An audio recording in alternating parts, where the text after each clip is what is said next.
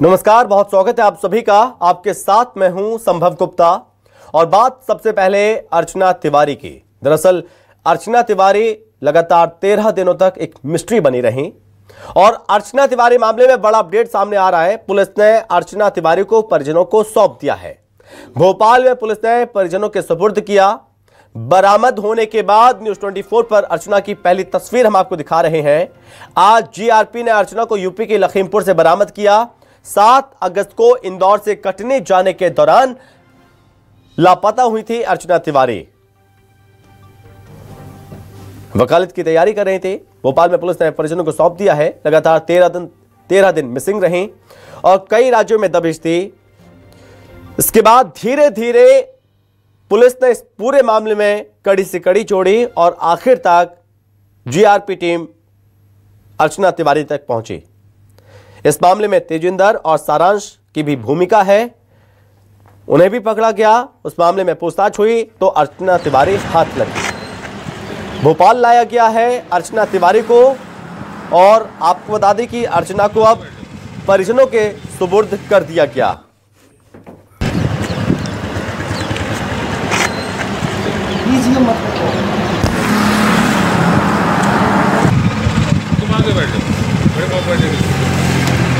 भोपाल में पुलिस ने परिजनों को सौंपा है। अर्चना तिवारी अब परिजनों के साथ हैं, लेकिन इस बीच 13 दिनों तक लगातार मिसिंग रही। एक बहुत बड़ी साजिश रची गई, एक पूरी कहानी रची गई थी बाकायदा, किस तरह से उसे गायब होना है। एक ऐसे स्टेशन पर अर्चना तिवारी का उतरना जहां पर सीसीटीवी नहीं था, ताकि सीसीटीवी में अर्चना कैद ना हो पाए। अगर सीसीटीवी में पता चलता कि अर्चना इस स्टेशन पर उतरी है तो उसका राज खुल जाता। और ये सब कुछ एक कहानी गढ़ी हुई थी ताकि परिजनों को भनक ना लगे। एक नई जिंदगी की शुरुआत करना चाहती थी, लेकिन जीआरपी और पुलिस की सतर्कता से अर्चना तिवारी आखिरकार पकड़ में आई। उन्हें बरामद किया गया और अब परिजनों के सुपुर्द किया गया। बताया गया कि अर्चना तिवारी घर वालों से इस बात को लेकर बच रही थी, क्योंकि घर वाले अर्चना तिवारी के लिए रिश्ता ढूंढ रहे थे। रिश्तों की बात चल रही थी, लेकिन अर्चना शादी नहीं करना चाहती थी। अब ऐसे में ये मामला, ये चीज़ें निकलकर सामने आ रही कि सारांश और अर्चना जो कि दोस्त हैं, और ये सब अर्चना ने एक कहानी रची थी अपने दोस्त के साथ मिलकर।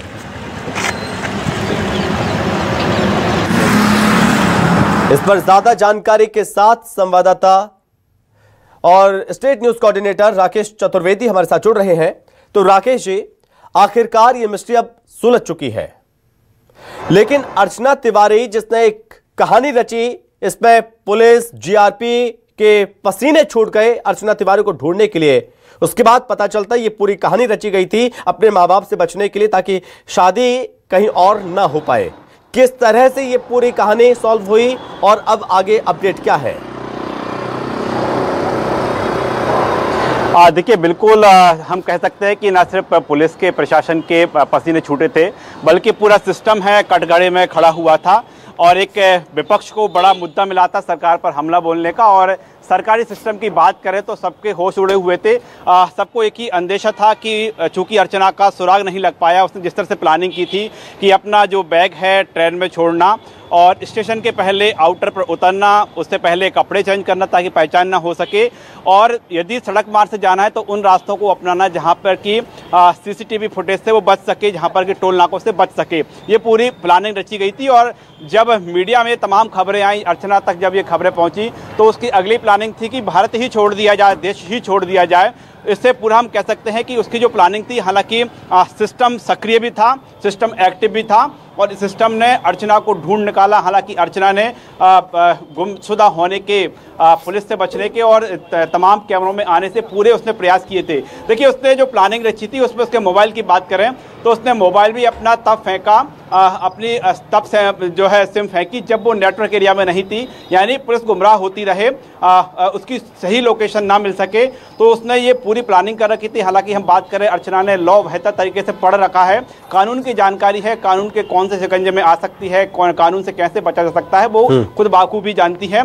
और जो उसके सहयोगी हैं उन्होंने रास्ता देख रखा था कि कहाँ पर सीसीटीवी कैमरे हैं, कहाँ पर नहीं है। लेकिन हम पूरे सिस्टम की बात करें, पूरे सिस्टम की जो हवाइयाँ उड़ी हुई थी मध्य प्रदेश में, जो सिस्टम कटघरे पर खड़ा हुआ था, जो खुलासा हुआ तो सब चौंके, उसके परिजन भी चौंका, पूरा सिस्टम भी चौंके। वो भी अधिकारी जो मानकर चल रहे थे कि अर्चना के साथ कोई दुर्घटना, बड़ी दुर्घटना हुई होगी, तो सब चौंके हैं। लेकिन इस चौंकाने के सिस्टम ने, अब जिनको ये जानकारी लग पा रही, हमारे जो दर्शक हैं, लोगों जो लगातार खबरें देख रहे हैं, तो वो भी चौंक रहे हैं, क्योंकि मध्य प्रदेश में एक पहले सोनम का पूरा मामला आया था, अब अर्चना का मामला आया है। और अर्चना की जो वजह सामने आई, उसका ये कहना है कि वो पटवारी से शादी करना नहीं चाहती थी। जी बिल्कुल, एक तरफ ये जब अर्चना की तलाश की जा रही थी उस वक्त पूरा परिवार सहमा हुआ था, कुछ अनहोनी तो नहीं हो गई है। अब इस तरह के आरोप भी लग रहे थे कि मानव तस्करी तो नहीं, और सीबीआई जांच की मांग भी की जा रही थी। इससे पहले सोनम का मामला पूरे देश भर में सुर्खियों में रहा, और वही अब मध्य प्रदेश की अर्चना तिवारी का मामला भी सुर्खियों में रहा। लेकिन ऐसे में जिस तरह की कहानी रची गई, ये मानसिकता दर्शाती है कि ये कैसी मानसिकता है जो बहुत तेजी के साथ हावी हो रही है, और इन चीजों से बचने के लिए लोग ना जाने क्या कुछ करने के लिए तैयार रहते हैं। अब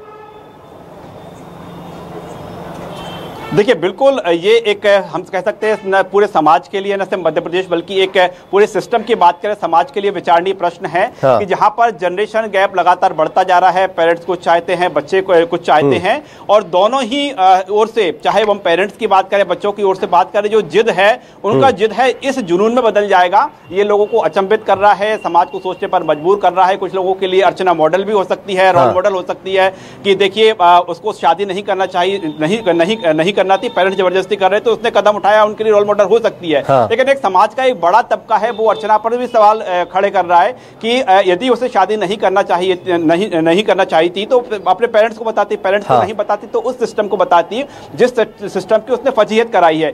सीधे तौर पर नकार देती कि नहीं करना है शादी। लेकिन जिस तरह से सिस्टम को गुमराह किया है, हम देखें कि एक परिवार में जो शादी को लेकर जो स्थितियां बन रही हैं, उससे पूरा सिस्टम किस तरह से प्रभावित हो रहा है। एक चीज मैं आपसे ये भी समझना चाहूंगा राकेश, क्योंकि राकेश जी आपने इस चीज को बहुत अच्छे से कवर किया है और लगातार आप इस स्टोरी को दिखाते रहे। बहुत कम शब्दों में सारांश और अर्चना के बीच क्या रिश्ता, क्या ये केवल दोस्त हैं या फिर गर्लफ्रेंड बॉयफ्रेंड है? आगे अर्चना किस तरह से अपनी जिंदगी की शुरुआत करना चाहती थी, उसके आगे की प्लानिंग क्या थी? देखिए, हम कड़ियों को जोड़ें तो अभी तो कहना जल्दबाजी होगा, लेकिन पुलिस के पास जो इनपुट्स मिले हैं उसमें इनपुट मिला है कि सारांश और अर्चना की काफी लंबे समय पहले कॉल डिटेल मिली है, लंबी हिस्ट्री मिली है, और जब ये कॉल डिटेल हिस्ट्री तलाशी गई तभी ये पूरे मामले का पटाक्षेप हो पाया। अब पुलिस का यह भी मानना है कि जो इस बीच बातचीत नहीं होती थी नंबर पर, हो सकता है व्हाट्सएप पर कॉलिंग होती हो, लेकिन जो अर्चना ने अभी फिलहाल पुलिस को बताया है कि उसने बताया कि सारांश उसका दोस्त है और इनके बीच किसी तरह का कोई रिलेशन नहीं है, वो बॉयफ्रेंड गर्लफ्रेंड नहीं है। सीधे तौर पर इन शब्दों का उपयोग है अर्चना की ओर से किया गया है। लेकिन आप कह सकते हैं कड़ियां और कुछ बची हुई हैं, उन कड़ियों को खंगाला जाएगा। आज से काफी समय पहले, 4 महीने पहले, 6 महीने पहले क्यों फोन पर लंबी लंबी बातें होती थी और अब अचानक से बात होना बंद क्यों हुई? लेकिन जबकि अर्चना और जो सारांश हैं दोनों वर्तमान में दोस्त हैं, वो कबूल कर रहे हैं। इसके साथ ही बड़ा सवाल यह भी है कि जब अर्चना गायब हुई तो सारांश का उसने सहारा लिया, साथ लिया, तो ये कई तरह के सवाल हैं। लेकिन फिलहाल अर्चना की ओर से इनकार किया गया है। लेकिन आने वाले समय में और कुछ खुलासा होगा, और पुलिस ने जिस तरह से आज अर्चना और सारांश को आमने सामने बैठाकर बातचीत की है तो कह सकते हैं कि आने वाले समय में और भी कई तरह के खुलासे हो सकते हैं। अब आगे क्या होगा? हालांकि कुछ चीजें क्योंकि परिवार के सुपुर्द कर दिया गया है, ये पारिवारिक मैटर हो गया कि परिवार अर्चना की किस तरह से शादी करते हैं या किसी और से या नहीं, या फिर मनमर्जी चलेगी अर्चना की, ये पारिवारिक मामला है फिलहाल। राकेश जी, आपका बहुत धन्यवाद तमाम जानकारी के लिए।